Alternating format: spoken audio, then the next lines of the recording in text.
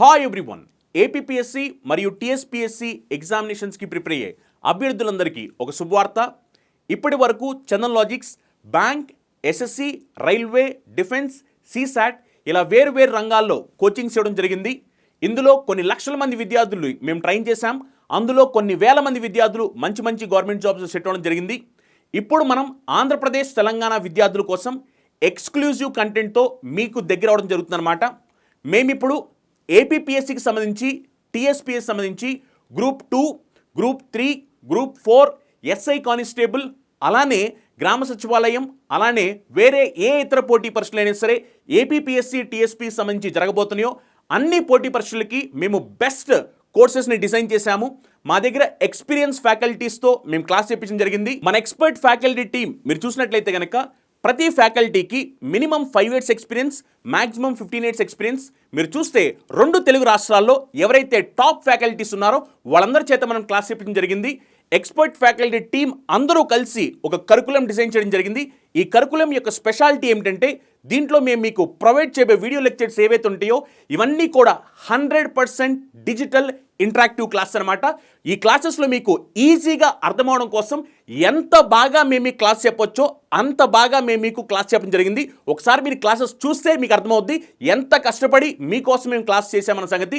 అలానే ఒక్క క్లాసే కాకోకుండా ఎగ్జామినేషన్ మీద కూడా ఫోకస్ చేయాలి అనే ఉద్దేశంతో మేము మీకు కండక్ట్ చేయబోయే ఎగ్జామినేషన్స్ అన్నీ కూడా రీసెంట్ ట్రెండ్కి తగ్గట్టు, ఇప్పుడు ఎగ్జామినేషన్స్ ఎలా జరుగుతున్నాయో చూసి ఆ రీసెంట్ ప్యాటర్న్కి తగ్గట్టు మేము ఎగ్జామినేషన్ డిజైన్ చేస్తాము. ఆ ఎగ్జామినేషన్స్ మీరు రాయడం వల్ల ఇప్పుడు ట్రెండ్కి తగ్గట్టు మీరు కాంపిటీషన్లో ఉన్నారా లేదా ఎగ్జామినేషన్స్ రాస్తున్నప్పుడు మీకు మీ లెవెల్ ఎలా ఉంది అని మీరు టెస్ట్ చేసుకోవచ్చు అనమాట.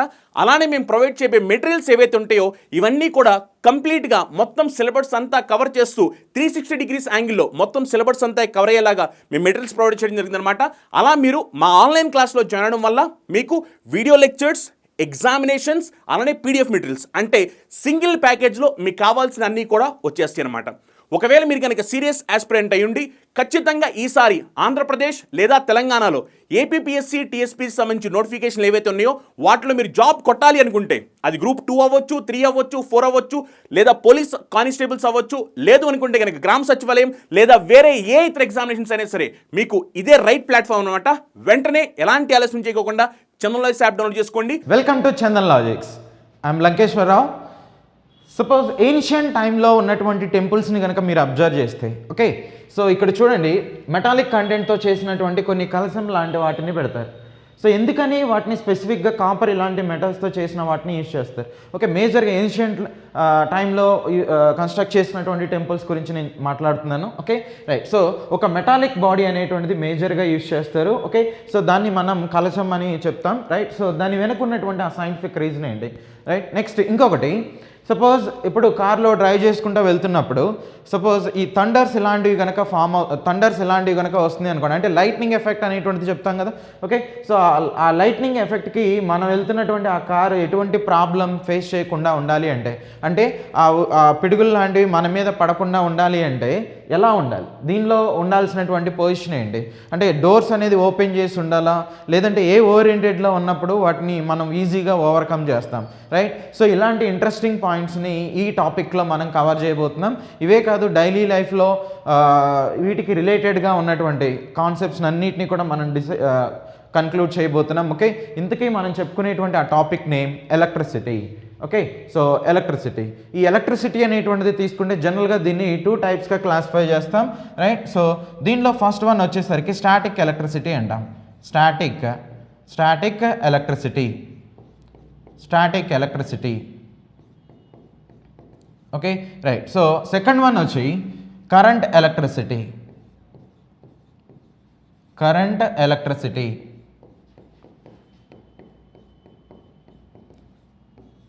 Right. Static electricity, second one current electricity. ఇలా 2 typesగా క్లాసిఫై చేస్తాం. స్టాటిక్ ఎలక్ట్రిసిటీ అంటే ఏంటి, సో దాని గురించి ఈ రెండింటికి ఉన్నటువంటి మేజర్ డిఫరెన్స్ని ఒక పాయింట్లో కన్క్లూడ్ చేసి ఒక్కొక్క దాని గురించి క్లియర్గా చూద్దాం. సో స్టాటిక్ ఎలక్ట్రిసిటీలో వచ్చేసరికి ఎస్పెషల్లీ ఏమని చెప్తామంటే ఇక్కడ ఛార్జెస్ అనేటువంటిది ఒక పాయింట్ నుంచి ఇంకొక పాయింట్కి మూవ్ అనేటువంటిది కావన్నమాట. So charges, okay, so charges cannot be moved from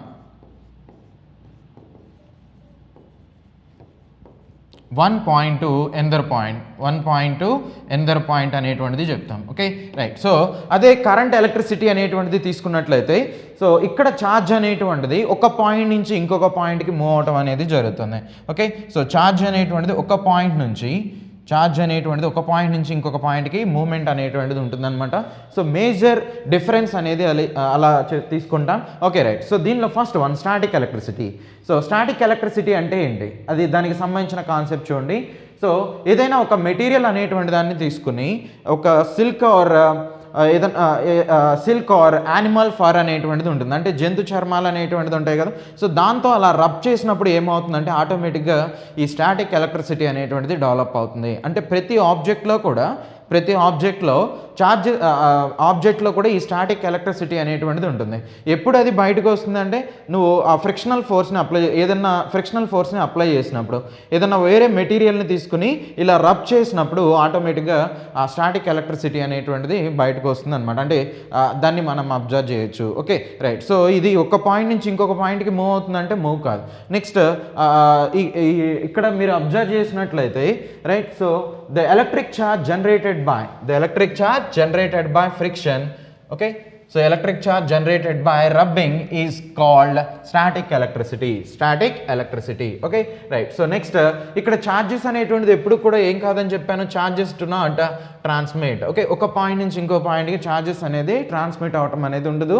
right. So next ఇంకొక పాయింట్ ఏంటంటే ఇక్కడ కొన్ని మెటీరియల్స్ అనేటువంటివి పాజిటివ్ ఛార్జ్ని అటైన్ చేస్తే కొన్ని మెటీరియల్స్ అనేటువంటిది నెగిటివ్ ఛార్జ్ని అటైన్ చేయడం జరుగుతుంది అనమాట. ఓకే సో పాజిటివ్ ఛార్జ్ అనేది ఒక మెటీరియల్లో సమ్ టైమ్స్ ఒక మెటీరియల్ యాక్ట్ చేస్తుంది, ఒక్కొక్కసారి నెగిటివ్ ఛార్జెస్ని కూడా దాని మీదకి రావడం జరుగుతుంది. కొన్ని ఎగ్జాంపుల్స్ అనేది చూద్దాం. ఫర్ ఎగ్జాంపుల్ ఒక గ్లాస్ రాడ్ అనేటువంటి దాన్ని తీసుకుని, ఓకే గ్లాస్ అంటే జనరల్గా సిలికాన్ ఆక్సైడ్ ఇలాంటి వాటితో చేస్తారు. ఆ గ్లాస్ని తీసుకుని ఒక వూల్ ఇలాంటి వాటిని కనుక లేదంటే సిల్క్ క్లాత్ అనేటువంటిది తీసుకుంటే నీకు ఎక్కువ ఫ్రిక్షనల్ ఫోర్స్ అనేది చాలా ఫాస్ట్గా వస్తుంది. ఓకే ఇలా పట్టుకుని రబ్ చేసినప్పుడు ఆటోమేటిక్గా చూడండి ఈ సిల్క్ క్లాత్ మీద నీకు నెగిటివ్ ఛార్జ్ అనేది వస్తుంది, నెగిటివ్ ఛార్జ్ని అటైన్ చేస్తే అనమాట.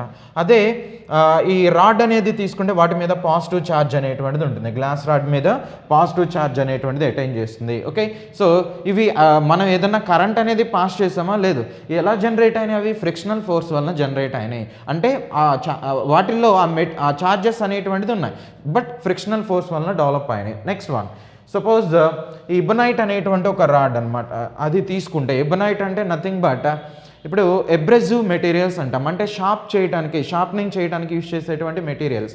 ఇప్పుడు నైఫ్ కానీ ఇలాంటిది ఏదైనా ఉందనుకోండి, దాన్ని షార్ప్ చేయడానికి ఏం చేస్తారు, ఎస్పెషల్లీ ఒకప్పుడు ఈ సెలూన్లో కనుక మీరు అబ్జర్వ్ చేసినట్లయితే ఆ బార్బర్ షాప్లో ఒక చిన్న రాయి లాంటిది ఉండేది రైట్. సో దాని మీద ఇలా అంటున్నప్పుడు నీకు ఆటోమేటిక్గా ఏమొస్తుంది, అది నైఫ్ అనేది తొందరగా షార్ప్నింగ్ అవుతుంది. అలాంటి మెటీరియల్స్ని ఏమంటారంటే ఎబ్రెసివ్ మెటీరియల్స్ అంటారు.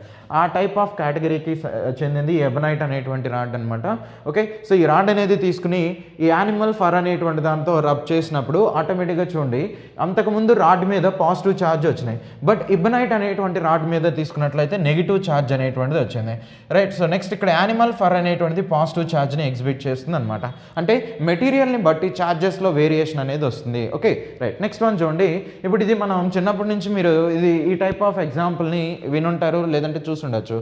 ఓకే సపోజ్ మనం ఈ కూమ్ ఇలాంటి వాటిని యూజ్ చేసి ఎక్కువగా ఇలా అంటే ఫ్రిక్షనల్ ఫోర్స్ని అప్లై చేసిన తర్వాత ఓకే సో మనం దువ్విన తర్వాత కానీ లేదంటే ఎక్కువ ఫ్రిక్షనల్ ఫోర్స్ని ఏదో ఒక మెటీరియల్తో అలా రబ్ చేసిన రైట్. సో వాటిని తీసుకెళ్ళి ఏదైనా చిన్న పేపర్ దగ్గర చిన్న పేపర్ పీసెస్ ఉన్నటువంటి దాని దగ్గర పెట్టండి, ఆ పేపర్ పీసెస్ అన్నీ అంటుకుంటాయి అనమాట. ఎందుకని అంటుకుంటాయి, ఇక్కడ దీని మీద పాజిటివ్ ఛార్జ్ అనేది వస్తే ఈ పేపర్స్ అనేటువంటిది నెగిటివ్ ఛార్జ్ లాగా, లేదంటే ఇవి నెగిటివ్ ఛార్జ్ అనుకుంటే ఇవి పాజిటివ్ ఛార్జ్ లాగా ఉండి సో డిఫరెంట్ ఛార్జెస్ ఎప్పుడు కూడా అన్లైక్ ఛార్జెస్ ఎప్పుడు కూడా ఏమవుతాయి అట్రాక్ట్ అవుతాయి.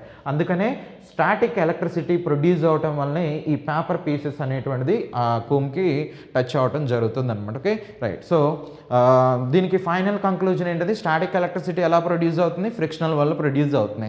ఇది ఒక పాయింట్ నుంచి ఇంకో పాయింట్కి మూవ్ అవుతుందా, మూవ్ కాదు. Okay right. నెక్స్ట్ వన్, దీన్ని ఇంకా ఎక్కడ యూజ్ చేస్తారంటే సపోజ్ ఇప్పుడు ఈ కార్ ఇలాంటి వాటివి తీసుకుంటే వాటి మీద స్ప్రే చేయడానికి యూజ్ చేసేటువంటి టెక్నాలజీ కూడా దేనికి రిలేటెడ్గా ఉంటుంది, స్టాటిక్ ఎలక్ట్రిసిటీకి రిలేటెడ్గా ఉంటుంది.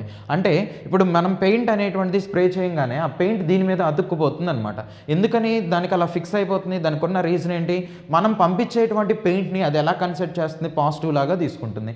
ఈ కార్ అనేటువంటి దాని మీద నెగిటివ్ ఛార్జ్ అనేటువంటిది, ఓకే, ఈ కార్ మీద నెగిటివ్ ఛార్జెస్ అనేది డెవలప్ అవుతాయి, రైట్. సో అంటే ఆ ఛార్జెస్ అనేటువంటిది ఉంటాయి. మనం పెయింట్ అనేటువంటిది వాటి మీద స్ప్రే చేసినప్పుడు ఇవి పాజిటివ్ ఛార్జ్ కాబట్టి పాజిటివ్ నెగిటివ్తో ఈజీగా ఫిక్స్ అయిపోయి వాటి మీద కలర్ అనేటువంటిది వచ్చేస్తుంది, ఓకే, రైట్. సో అంటే ఇక్కడ కూడా మనం ఈ స్టాటిక్ ఎలక్ట్రిసిటీ అనేటువంటి దాన్ని యూజ్ చేస్తున్నాం, రైట్. నెక్స్ట్ వన్ సపోజ్ ఏదైనా ఒక హాలో మెటాలిక్ కండక్టర్ అనేటువంటిది తీసుకున్నారు అనుకోండి, ఓకే.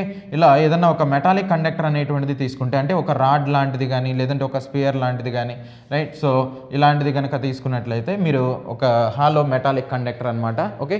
లోపల ఏముండాలి, ఒక గ్యాప్ అనేటువంటిది, రైట్. సో ఉండాలి, లేదంటే గ్యాప్ లేకపోయినా కానీ మేజర్గా తీసుకుంటాం, ఎస్. సో ఇక్కడ ఏం జరుగుతుందో చూడండి. ఇప్పుడు దీనికి ఛార్జ్ అనేటువంటిది, అంటే when a hollow metallic conductor is charged, suppose దీనికి ఛార్జ్ అనేటువంటిది కనుక అప్లై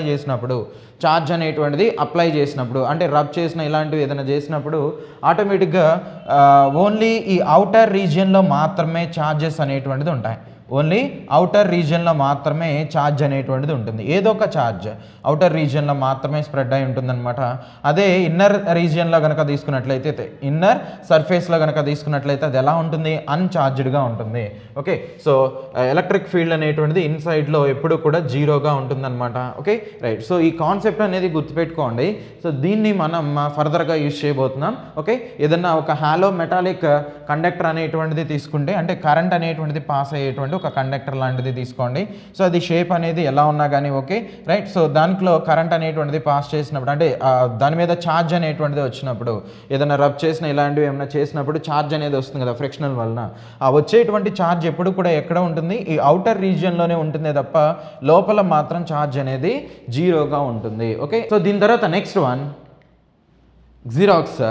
సో ఈ జిరాక్స్ మిషన్ కనుక మీరు అబ్జర్వ్ చేస్తే ఇది కూడా దీన్ని బేస్ చేసుకుని వర్క్ చేస్తుందంటే ఇక్కడ కూడా జనరేట్ అయ్యేటువంటిది స్టాటిక్ ఎలక్ట్రిసిటీని బేస్ చేసుకుని ఇది కూడా వర్క్ చేస్తుంది అనమాట. అయితే సపోజ్ ఏదన్నా ఒక ఫోటోస్టాట్ కాపీ అనేటువంటిది తీసుకున్నట్లయితే, అంటే సపోజ్ ఇలా టీ అనేటువంటి లెటర్ ఉంది, ఓకే. సో ఇప్పుడు దీన్ని ఈ మిషన్లో పెట్టినప్పుడు సేమ్ ఇదే ఓరియంటెడ్లో ఉన్నటువంటి లెటర్స్ అనేటువంటివి మనకి ప్రింట్ అవుతూ ఉంటాయి. ఎలా జరుగుతుంది, దీనిలో ఉండేటువంటి ఆ ప్రాసెస్ ఏంటి ఒకసారి, అంటే స్టాటిక్ ఎలక్ట్రిసిటీ అనేటువంటిది ఎలా జనరేట్ అవుతుంది ఒకసారి వీడియోలో చూద్దాం, రైట్. ఎస్.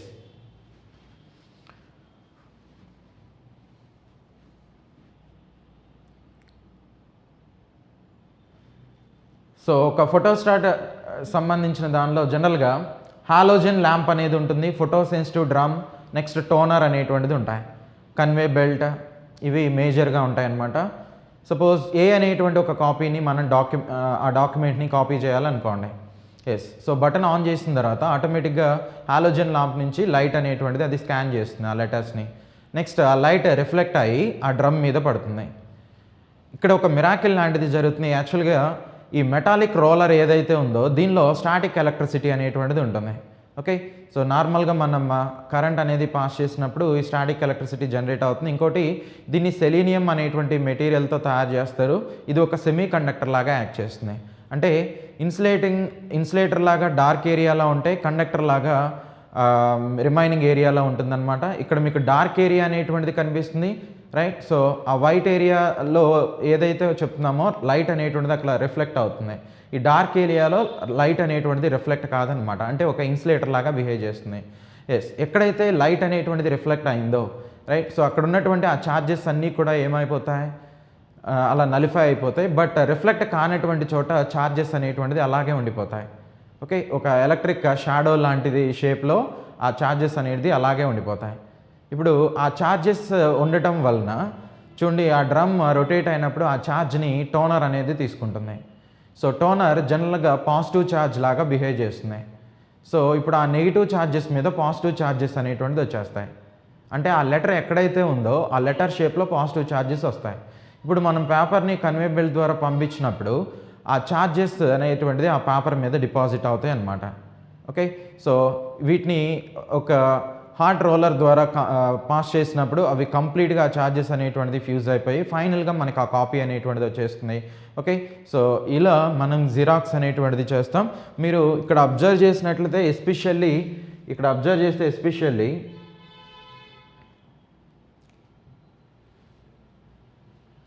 ఎస్, ఇక్కడ చూడండి, ఈ హాలోజన్ ల్యాంప్ ఏదైతే ఉందో, హాలోజన్ ల్యాంప్ అనేటువంటిది ఒక డాక్యుమెంట్ని కాపీ చేసేటప్పుడు ఫస్ట్ ఏం చేస్తుంది, లైట్ అనేటువంటిది దాని మీద పాస్ చేస్తుంది, అంటే స్కాన్ అవుతుంది అనమాట అదంతా కూడా. సో ఆ పేపర్ మీద అంతా కూడా నీకు ఛార్జెస్ అనేటువంటిది వస్తాయి. ఎక్కడ ఛార్జెస్ వస్తాయి, ఎక్కడ రావు. ఇక్కడ చూడండి మళ్ళీ రిఫ్లెక్షన్ అనేది జరుగుతుంది. Okay, right. సో ఈ డ్రమ్ ఏదైతే ఉందో ఈ డ్రమ్ మీద ఛార్జెస్ అనేటువంటిది అంటే అవుటర్ రీజియన్లో నెగిటివ్గా, ఇన్నర్ రీజియన్లో పాజిటివ్గా. ఎందుకనంటే ఫోటో సెన్సిటివ్ మెటీరియల్ అనేటువంటి ఒక సెలీనియంని తీసుకుంటారు. సెలీనియం అనేటువంటిది ఫోటో సెన్సిటివ్ లాగా యాక్ట్ చేస్తుంది, అంటే లైట్ పడినప్పుడు దాని మీద ఛార్జెస్లో వేరియేషన్ వస్తాయి. డార్క్ రీజియన్ అనేటువంటిది ఒక ఇన్సులేటర్ లాగా, ఎక్కడైతే లైట్ డార్క్ కాకుండా రిమైనింగ్ ఏరియా ఉందో అది కండక్టర్ లాగా బిహేవ్ చేస్తుంది, అంటే ఈ ఏరియా అనేది కండక్టర్ లాగా బిహేవ్ చేస్తుంది, ఈ ఏరియా అనేది ఇన్సులేటర్ లాగా బిహేవ్ చేస్తుంది. ఓకే, లైట్ దీని మీద ఇన్సిడెంట్ అయినప్పుడు వైట్ రీజియన్లో ఎక్కడైతే వైట్ రీజియన్లో ఉందో అదంతా కండక్టర్ కాబట్టి ఇలా ఛార్జెస్ వచ్చినాయి. ఓకే, సో ఈ ఛార్జెస్ ఏమైపోతాయి, ఫోటో సెన్సిటివ్ దగ్గరికి వెళ్ళేసరికి అవన్నీ కూడా నలిఫై అయిపోతాయి. నెక్స్ట్ ఇక్కడ ఈ ఏ అనేటువంటి లెటర్లో మాత్రం ఆ షాడో ఉన్నటువంటి చోట మాత్రం ఇదిగోండి ఈ ఎలక్ట్రిక్ ఛార్జెస్ అనేటువంటిది అలా ఉండిపోతాయి. సో ఆ ఛార్జెస్ ఉన్నటువంటి ఆ షేప్, అంటే ఆ లెటర్స్ ఉన్నటువంటి ఆ షేప్ ఈ టోనర్ దగ్గరికి వచ్చేసరికి టోనర్కి జనరల్గా పాజిటివ్ ఛార్జ్ ఉంటుందని చెప్తున్నా. ఎక్కడైతే నెగిటివ్ ఛార్జ్ ఉందో ఆ నెగిటివ్ మీదకి పాజిటివ్ని ఇస్తుంది. సో మనం ఒక కన్వేయర్ బెల్ట్ ద్వారా ఈ వైట్ పేపర్ని వెళ్తున్నప్పుడు అంటే దీని మీద కూడా స్టాటిక్ ఎలక్ట్రిసిటీ ఉంటుంది. ఓకే, సపోజ్ దీని మీద నెగిటివ్ ఉంటే ఆ నెగిటివ్ మీదకి వచ్చి పాజిటివ్ అనేటువంటిది వస్తాయి అనమాట, అంటే ఆపోజిట్ ఛార్జెస్ వచ్చేస్తాయి అలా. రైట్, సో ఈ హాట్ రోలర్ ద్వారా పంపించినప్పుడు అవి కంప్లీట్గా ఛార్జెస్ అనేటువంటిది ఫ్యూజ్ అయిపోయి మనకి ఇలా ఫైనల్ కాపీ అనేటువంటిది రెడీ అయిపోతుంది. Okay, right. సో ఈ టైప్ ఆఫ్ ఫినామినా అనేది ఇక్కడ ఎగ్జిక్యూట్ అవుతుంది అనమాట. Okay, right. Next one, lightning conductor. Okay, suppose ఈ లైట్నింగ్ అనేటువంటిది మనం జనరల్గా ఎప్పుడూ అబ్జర్వ్ చేస్తూ ఉంటాం. హెవీ రెయిన్స్ ఇలాంటివి వస్తున్నప్పుడు ఈ లైట్నింగ్ అనేటువంటి దాన్ని మనం అబ్జర్వ్ చేస్తాం. Okay, so first of all ఏదైనా క్లౌడ్స్ ఇలాంటివి ఉన్నాయనుకోండి, వీటిలో ఉన్నటువంటి వాటర్ మాలిక్యూల్స్ ఒకదాంతో ఒకటి ఏమవుతాయి, బంబార్డ్మెంట్ అవుతాయి. అలా బంబార్డ్మెంట్ అవ్వటం వలన ఓకే ఎప్పుడైతే ఇలా ఢీకొంటాయో ఆటోమేటిక్గా ఈ వీటిలో నుంచి కొన్ని ఎలక్ట్రాన్స్ అనేటువంటిది లాస్ అయిపోతాయి. ఆ లాస్ అయిన ఎలక్ట్రాన్స్ అన్నీ కలిసి ఒక వేవ్ లాగా వస్తుంది, దాన్ని మనం ఆ లైట్నింగ్ ఎఫెక్ట్గా తీసుకుంటాం. ఓకే, అంటే ఈ లైట్నింగ్కి ఏ ఛార్జ్ ఉంటుంది, నెగిటివ్ ఛార్జ్ అనేది ఉంటుంది. నెగిటివ్ ఛార్జ్ అనేటువంటిది అంటే నెగిటివ్ ఛార్జ్ లాగా అది మనం ఇమాజిన్ చేస్తాం, నెగిటివ్ ఛార్జ్ ఉన్నట్టుగా తీసుకుంటాం. ఓకే, సో ఇది నెగిటివ్ కాబట్టి ఇది ఎప్పుడు కూడా ఎక్కడికి వెళ్ళాలి, పాజిటివ్ ఉన్నటువంటి వైపుకి వెళ్ళాలి. ఎందుకంటే డిఫరెంట్ ఛార్జెస్ అనేటువంటిది లేదంటే అన్లైక్ ఛార్జెస్ అనేటువంటిది ఎప్పుడు కూడా అట్రాక్ట్ అవుతాయి, సేమ్ ఛార్జెస్ అనేటువంటిది రిపెల్ అవుతూ ఉంటాయి. Okay, right. సో ఈ ఫినామినాని అసలు ఇంట్రడ్యూస్ చేసినటువంటి సైంటిస్ట్ ఎవరంటే బెంజమిన్ ఫ్రాంక్లిన్ అనమాట. బెంజమిన్ ఫ్రాంక్లిన్ ఈయన ఏం చేశారంటే స్టాటిక్ ఎలక్ట్రిసిటీ అనేటువంటిది జనరల్గా వాటిలో 2 టైప్స్ ఆఫ్ ఛార్జెస్ ఉంటాయని, ఒకటి పాజిటివ్ ఛార్జ్ ఉంటుందని, పాజిటివ్ అనేటువంటి ఛార్జ్, నెక్స్ట్ నెగిటివ్ అనేటువంటి ఛార్జెస్ ఉంటాయని చెప్పడం జరిగింది. Okay, right. నెక్స్ట్ ఇంకొక పాయింట్ ఏంటంటే అన్లైక్ ఛార్జెస్ ఎప్పుడు కూడా ఏమవుతాయి, రైట్, అన్లైక్ ఛార్జెస్ అనేటువంటిది సపోజ్ ప్లస్ మైనస్ తీసుకున్నాను, ఇవి ఎప్పుడు కూడా అట్రాక్ట్ అవుతాయి. ఓకే, అదే సేమ్ ఛార్జెస్ అనేటువంటిది తీసుకుంటే సేమ్ ఛార్జెస్ ఎప్పుడు కూడా రిపెల్ అవుతూ ఉంటాయి, ఇవి ఎప్పుడు కూడా రిపెల్ అవుతాయని చెప్తాను. Okay, right. నెక్స్ట్ ఈయన చెప్పినటువంటి ఇంకొక కాన్సెప్ట్ ఏంటంటే ఇంకొక మంచి పాయింట్, సపోజ్ ఈ ఎలక్ట్రిసిటీ అనేటువంటిది స్టాటిక్ ఎలక్ట్రిసిటీ అనేటువంటిది ఎస్పెషల్లీ ఏదైనా ఒక ఆబ్జెక్ట్ అనేటువంటిది తీసుకున్నప్పుడు ఆబ్జెక్ట్ యొక్క టెర్మినల్ పాయింట్ దగ్గర ఫోకస్ అవుతుంది అంటాడు, ఓకే, సో ఈ టైప్ ఆఫ్ కాన్సెప్ట్స్ని ఆయన చెప్పడం జరిగింది. రైట్. సో సపోజ్ మీరు ఈ ఐఫిల్ టవర్ కానీ ఇలాంటి దాన్ని తీసుకున్నట్లయితే లైట్నింగ్ అంటే ఈ లైట్నింగ్ ఇలాంటిది వచ్చినప్పుడు చూడండి ఆ ఉరుములు అనేటువంటివి, సో ఇవి నెగిటివ్ ఛార్జ్ అనమాట. ఇవి ఎలా ఉంటాయి, నెగిటివ్ ఛార్జ్ లాగా ఉంటాయి. సో అవి వెయిట్ని పాజిటివ్గా ఊహించుకుంటాయంటే ఓకే వాటిలో ఎలక్ట్రాన్స్ ఉంటాయి కాబట్టి నెగిటివ్, మరి అవి దేన్ని ఊహించుకుంటాయి, దేన్ని పాజిటివ్గా ఇమాజిన్ చేస్తాయి? ఏవైతే చాలా ఎక్కువ హైట్లో ఉంటాయో వాటిని పాజిటివ్గా ఇమాజిన్ చేస్తూ ఉంటాయి. సపోజ్ ఈ ఏరియాలో ఓకే, ఈ లండన్లో ఇది మాత్రమే మేజర్గా ఎక్కువ హైట్లో ఉన్నదిగా ఇమాజిన్ చేస్తే రైట్, సో ఆ ఏరియాలో పడుతుంది అనుకోండి, ఇదే ఎక్కువ హైట్ ఉంటే ఆటోమేటిక్గా వచ్చి దీని మీద పడిపోతుంది రైట్. సో అలా కాకుండా ఇక్కడ ఏదైనా ఒక పెద్దది ఒక ట్రీ లాంటిది ఉందనుకోండి రైట్, సో దాని మీద లైటింగ్ ఎఫెక్ట్ అనేటువంటిది జరుగుతుంది.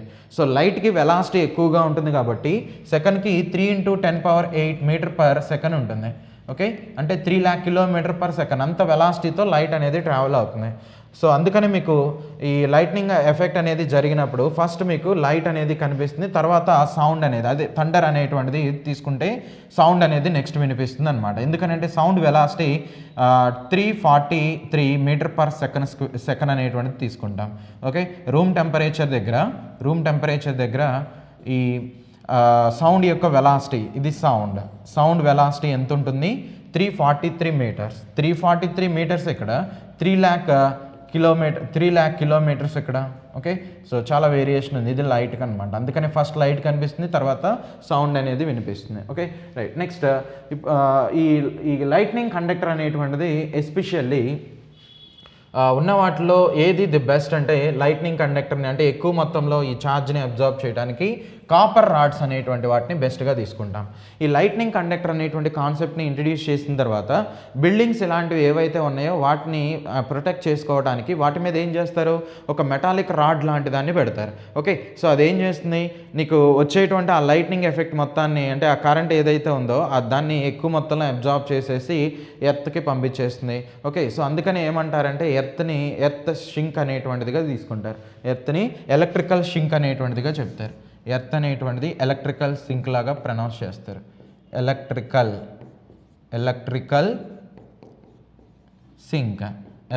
సింక్ అంటారు. ఓకే, ఎందుకని ఎర్త్ అనేది నువ్వు ఎంత మొత్తంలో ఇలాంటి ఎలక్ట్రిక్ ఛార్జెస్ని ఇచ్చినా కానీ అది కంప్లీట్గా అబ్జార్బ్ చేసేస్తూనే ఉంటుంది. ఓకే, సో అందుకని దీన్ని ఎలక్ట్రికల్ సింక్ అనేటువంటిదిగా చెప్తారు. ఎలక్ట్రికల్ సింక్ అనేది తీసుకుంటాం. Okay right. నెక్స్ట్ ఇక్కడ అంటే లైట్నింగ్ జరిగినప్పుడు ఒక వైట్ కలర్లో లైట్ అనేటువంటిది మనకి కనిపిస్తూ ఉంటుంది కదా, ఆ డార్జిలింగ్ బ్లూయిష్ వైట్ లైట్ అనేటువంటిది కనిపిస్తుంది. నెక్స్ట్ సౌండ్ అనేటువంటిది కూడా వస్తుంది. ఆ సౌండ్నే మనం జనరల్గా థండర్ అనేటువంటిది చెప్తాం. Okay right. So next one చూడండి. ఈ థండర్స్ ఎస్పెషల్లీ ఈ లైట్నింగ్ అనేటువంటిది ఎక్కడ జరుగుతుందని చెప్తున్నానంటే ఆ ఉరుములు అనేటువంటిది ఎక్కడ పడుతూ ఉంటాయి, ఉరుములు కానీ లేదంటే ఆ మెరుపులు అనేటువంటిది ఎక్కడ జరుగుతూ ఉంటాయి. సో ఇదిగోండి, చాలా ఎక్కువ హైట్ ఉన్నటువంటి ప్లేసెస్ మీదే అవి పడుతూ ఉంటాయి. ఓకే, సో ఎందుకని ఎక్కువ హైట్ ఉన్నటువంటి పొజిషన్ని అది ఎప్పుడు కూడా పాజిటివ్గా ఇమాజిన్ చేస్తూ ఉంటుంది. ఓకే, సో ఇది నెగిటివ్గా ఉంటుంది కాబట్టి ఆ నెగిటివ్ అనేది పాజిటివ్ వైపు అట్రాక్ట్ అవుతుంది. సో ఆ పిడుగులు అనేది వాటి మీద వచ్చి పడుతూ ఉంటాయి. సో మీరు చూడండి, చెట్ల మీదే పడుతూ ఉంటాయి. అందుకని ఎక్కువగా ఈ వర్షాలు ఇలాంటివి వస్తున్నప్పుడు మనం చెట్ల కిందకి వెళ్ళి నుంచోకూడదు అనమాట. ఓకే, అలా ఉంటే ఏమవుతుంది, ఒకవేళ ఈ మెరుపులు అనేటువంటివి కానీ ఉరుములు కానీ వాటి మీద పడి అనుకోండి, అంటే ఆ పిడుగులు అనేది వాటి మీద పడితే సో మనకి ఎక్కువ ప్రాబ్లం అనేది ఉంటుంది. ఎందుకంటే అక్కడ కరెంట్ అనేటువంటిది చాలా ఎక్సెస్గా ఉంటుంది. ఓకే, దానిలో ఉండేటువంటి ఎనర్జీ 2200 డిగ్రీ సెంటిగ్రేడ్ కంటే చాలా ఎక్సెస్గా ఉంటుంది అనమాట. అంత హీట్ అనేటువంటిది లిబరేట్ చేయగలుగుతుంది అనమాట. Okay right. So next one ఇంకొకటి, సపోజ్ ఇలా పెంట్ హౌస్ లాంటివి ఉన్నాయి అనుకోండి.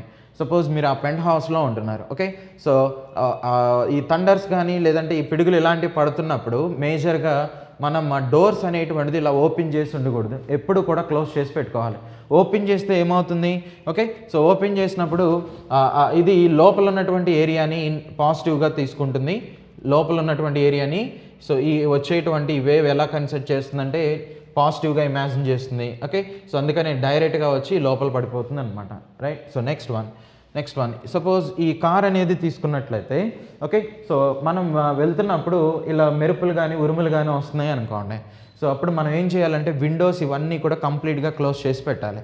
అలా ఎందుకని పెట్టాలి చూడండి, అలా పెట్టినప్పుడు లోపల నీకు ఒక గ్యాప్ లాంటిది ఒక హాలో స్పియర్ లాగా యాక్ట్ చేస్తుంది. లోపల ఒక గ్యాప్ లాగా ఉన్నట్టుగా మనం కన్సిడర్ చేస్తాం.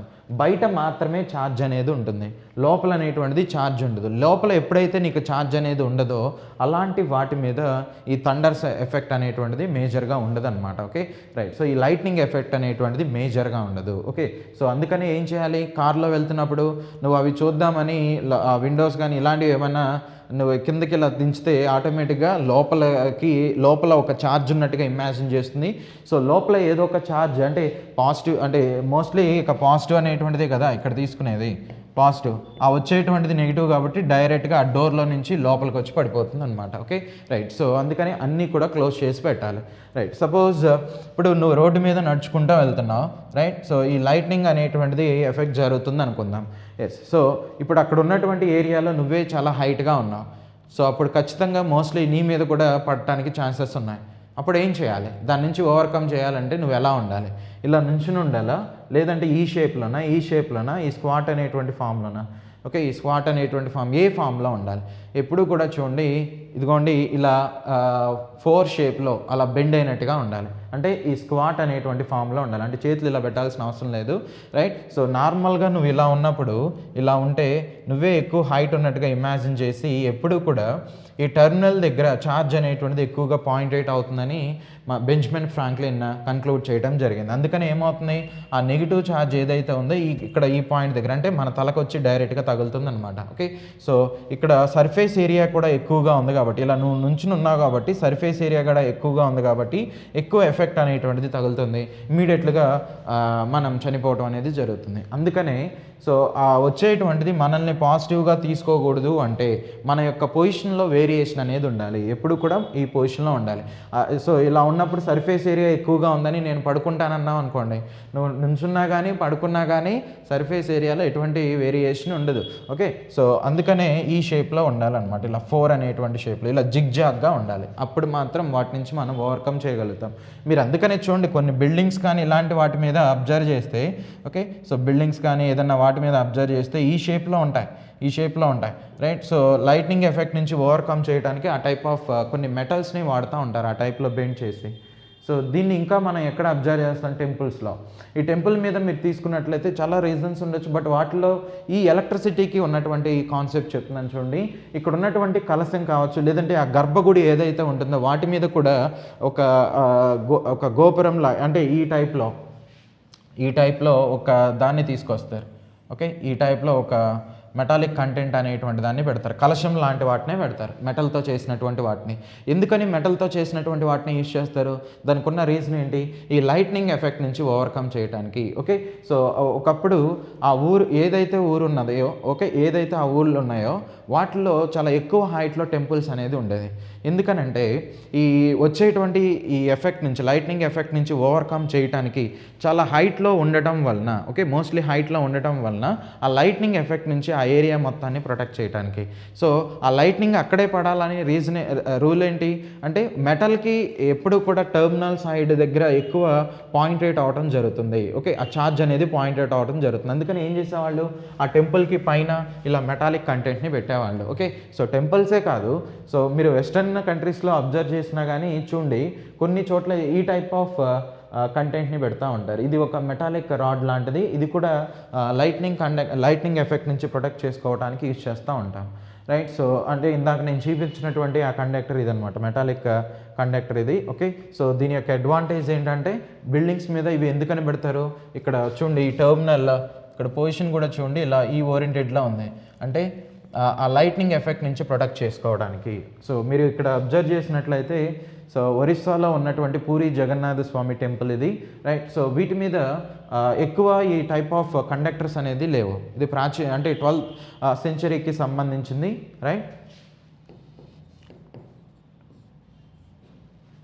12th 100th సెంచరీకి సంబంధించినటువంటిది. సో అయితే ఈ లైట్నింగ్ ఎఫెక్ట్ వలన అక్కడ కూడా కొంత ప్రాబ్లం అనేది అరైజ్ అవుతుంది. అలాంటి వాటిని ఓవర్కమ్ చేయడానికి కొన్ని వాటి మీద ఇప్పుడు ఖజురహో ఇలాంటి ఏరియాలో ఉన్నటువంటి వాటి మీద రైట్. సో ఈ టైప్ ఆఫ్ మెటాలిక్ కంటెంట్స్ అనేటువంటిది లేవు. అలా లేకపోవడం వల్ల ఏమవుతుంది, అవే ఆ హైట్లో ఎక్కువ, అవే ఆ ఏరియాలో ఎక్కువ హైట్ ఉన్నాయనుకోండి, లైట్ అనేది దాని మీద పడి ఓవరాల్గా అవి కొలాప్స్ అయిపోతూ ఉంటాయి. ఆ రాళ్ళు కింద పడిపోయి వచ్చినటువంటి టూరిస్టులు చనిపోతున్నారు అనమాట. అందుకనే వాటిని ఓవర్కమ్ చేయడానికి ఏం చేస్తున్నారంటే ఈ టైప్ ఆఫ్ కొన్ని మెటాలిక్ కండక్టర్స్ లాంటి వాటిని యూజ్ చేస్తున్నారు. మెటాలిక్ కండక్టర్స్ లాంటి వాటిని యూజ్ చేస్తున్నారు అనమాట, రైట్. సో ఈ టైప్ ఆఫ్ మెటాలిక్ కండక్టర్స్ని. Yes, okay.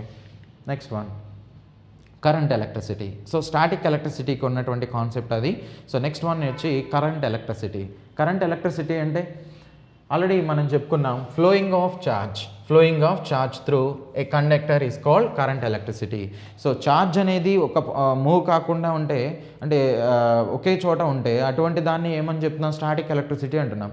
అదే ఛార్జ్ అనేటువంటిది, flowing of charge through a conductor అనేటువంటిది తీసుకుంటే, ఛార్జ్ కనుక మూవ్ అవుతుంటే కండక్టర్ నుంచి, అటువంటి వాటిని ఏమంటాం, కరెంట్ ఎలక్ట్రిసిటీ అనేటువంటిది చెప్తాం. ఓకే, సపోజ్ నేనేం చేస్తానంటే నా దగ్గర ఒక మెటాలిక్ రాడ్ అనేటువంటిది ఉంది, మెటాలిక్ రాడ్. సో దీనిలో కరెంట్ ఐ అనేటువంటి కరెంట్ని పాస్ చేశాను.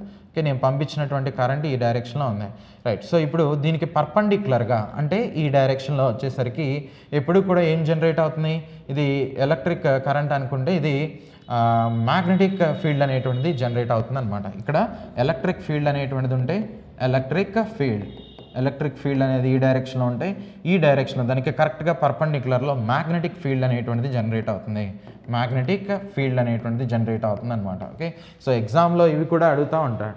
సో నేను ఐ అనేటువంటి కరెంట్ని పాస్ చేస్తాను. When I amount of current is passed through a conductor at which position magnetic field will be developed, అలా ఆ ఓరియంటెడ్లో మన క్వశ్చన్స్ అనేటువంటిది ఇస్తారు. ఓకే, సో 40 degrees 45 యాంగిల్లోనా 90 degreesలోనా ఏ ఓరియంటెడ్లో ఎంత యాంగిల్లో అది జనరేట్ అవుతుంది, ఎప్పుడు కూడా 90 degrees యాంగిల్ అనమాట. అంటే కరెక్ట్గా పర్పెండిక్యులర్ అనేది చెప్తాం. సో దాన్ని చెప్పడం కోసమే మీకు ఇలా తీసుకున్నాం. కరెంట్ అనేది పంపించినటువంటి డైరెక్షన్ చూడండి. సో దానికి కరెక్ట్గా పర్పెండిక్యులర్ డైరెక్షన్లో నీకు మ్యాగ్నెటిక్ ఫీల్డ్ జనరేట్ అవుతుంది. Okay, right. So next one electric current. Okay, so సిమిలర్గా ఒకే మీనింగ్, బట్ ఇక్కడ ఆ క్వాంటిటీ అనేటువంటి దాన్ని మనం ఇండికేట్ చేస్తాం అనమాట. సో ఎలక్ట్రిక్ కరెంట్ అంటే ఐ అంటే ఏంటి, ఇప్పుడు నువ్వేం చేసావు, ఒక కండక్టర్ అనేటువంటిది తీసుకుని దానిలో కరెంట్ అనేటువంటి దాన్ని పాస్ చేసావు. ఓకే, సో పర్టికులర్గా ఒక టైంలో, ఒక లిమిటెడ్ టైం పీరియడ్లో, సో నువ్వు క్యూ అనేటువంటి ఛార్జ్ని కనుక పంపిస్తే, వాటి యొక్క రేషియోని మనం ఏమంటామంటే ఫ్లో ఆఫ్ కరెంట్ అనేటువంటిదిగా చెప్తాం. Flow of current, electric current అన్నా ఫ్లో ఆఫ్ కరెంట్ అన్నా రెండు కూడా ఒకటే. ఓకే, సో ఐని ఏమంటారు అంటే ఫ్లో ఆఫ్ కరెంట్కి ఇండికేషన్గా తీసుకుంటాం. Okay, so flow of current flow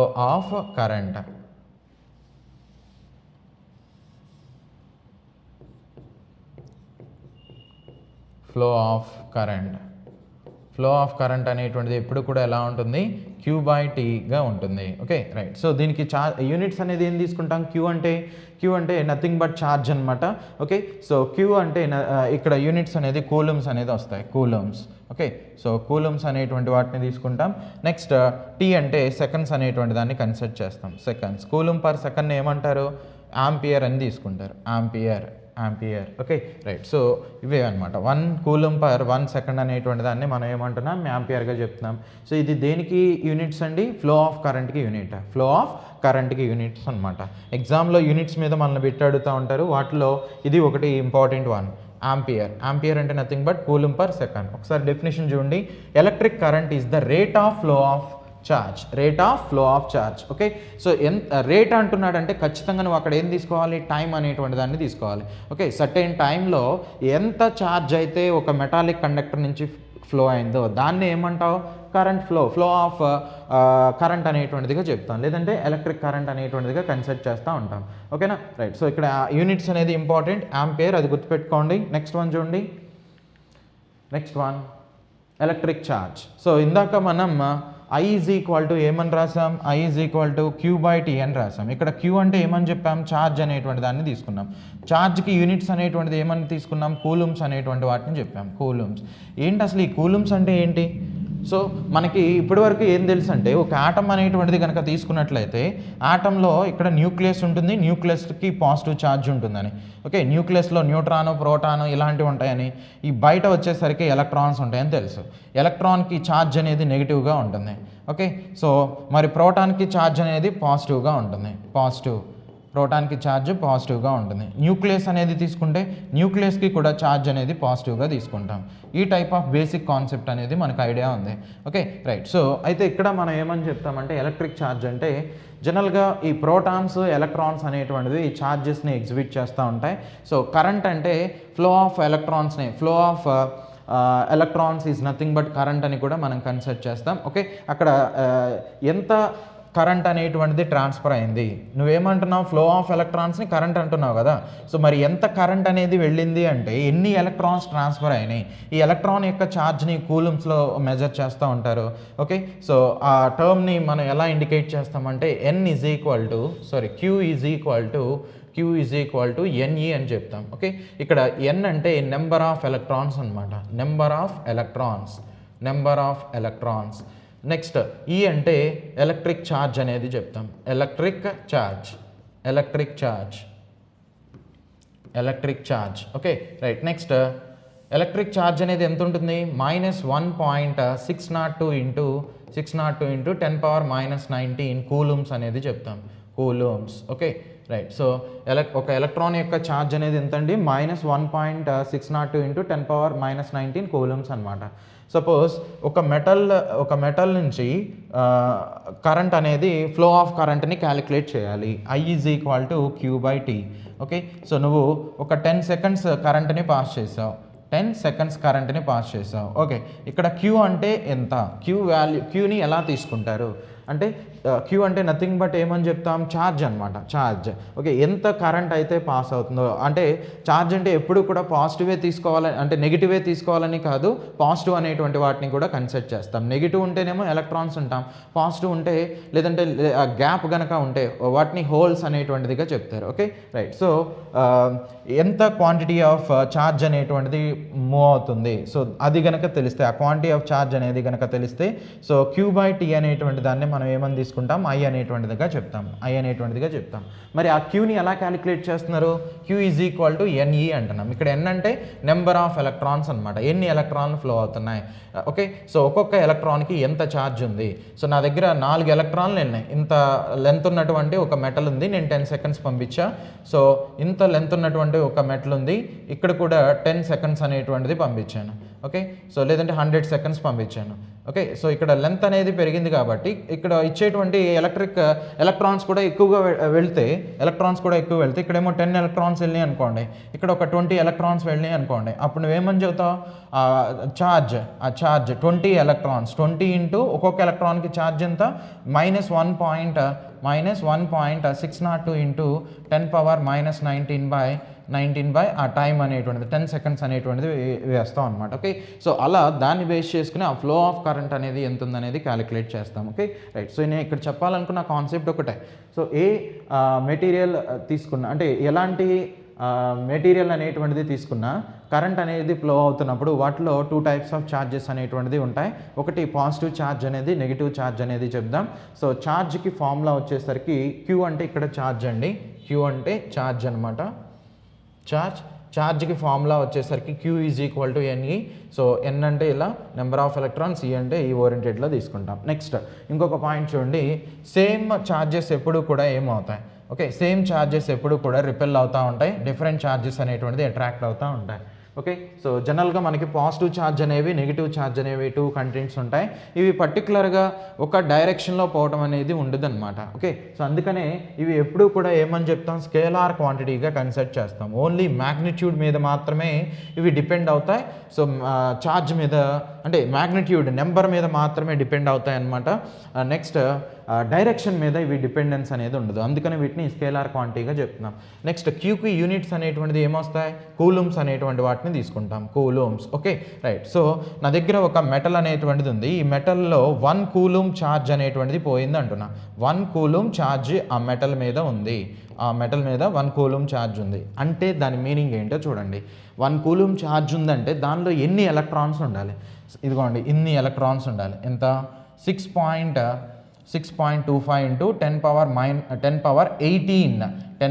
18 electrons కనుక ఉంటే దాన్ని ఏమంటాం?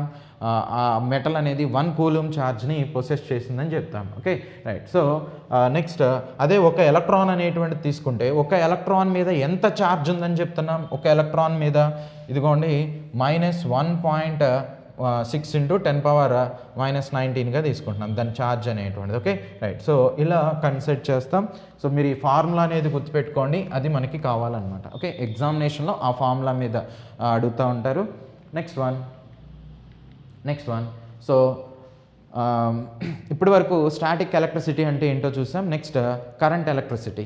ఆ కరెంట్ ఎలక్ట్రిసిటీలో ఫ్లో ఆఫ్ కరెంట్ గురించి మాట్లాడాం. ఆ ఫ్లో ఆఫ్ కరెంట్లో ఛార్జ్ గురించి వచ్చింది, ఆ ఛార్జ్ గురించి కూడా డిస్కస్ చేసాం. రైట్. అక్కడ ఇప్పటి వరకు మనం మాట్లాడుతున్న వాటిలో కండక్టర్స్ అని కొన్ని చోట్ల యూజ్ చేసాం. సో కండక్టర్స్ అంటే ఏంటి అసలు? ఒకవేళ మీకు కనుక ఈ వీడియో నచ్చినట్లయితే మరిన్ని ఫ్రీ వీడియోస్ కోసం వెంటనే చందన్ లాయిస్ యాప్ డౌన్లోడ్ చేసుకోండి. చందన్ లాయిస్ యాప్లో మీకు ఫ్రీ డెమో వీడియోస్ ఉంటాయి. దీనికి మీరు మనీ ఏం పే చేయాల్సిన అవసరం లేదు. ఒకవేళ మీకు డెమో క్లాసెస్ నచ్చితే అప్పుడు మీరు కంప్లీట్ కోర్సులో జాయిన్ అవ్వచ్చు. కంప్లీట్ కోర్సులో మీకు video lectures, basic to advance level classes ఉంటాయి. అలానే మీకు పీడిఎఫ్ మెటీరియల్స్ ఉంటాయి. అలానే మీకు టాపిక్ వైజ్ మాక్ ఎగ్జామ్స్ ఉంటాయి. ఫుల్ లెంత్ మాక్ ఎగ్జామ్స్ కూడా ఉంటాయి. ఒకవేళ మీరు కనుక సీరియస్ ఆస్పిరెంట్ అయి ఉంటే కనుక చందన్ లాయిస్ ఇస్ ద రైట్ ప్లాట్ఫామ్. వెంటనే మీరు మీ జాబ్ సాధించడం కోసం చందన్ లాయిస్ యాప్ డౌన్లోడ్ చేసుకోండి. మీకు ఏమైనా సందేహాలు ఉంటే కనుక కింద స్క్రోల్ అవుతున్న నెంబర్స్కి కాల్ చేసి మీ డౌట్స్ అన్ని క్లారిఫై చేసుకోండి. All the best.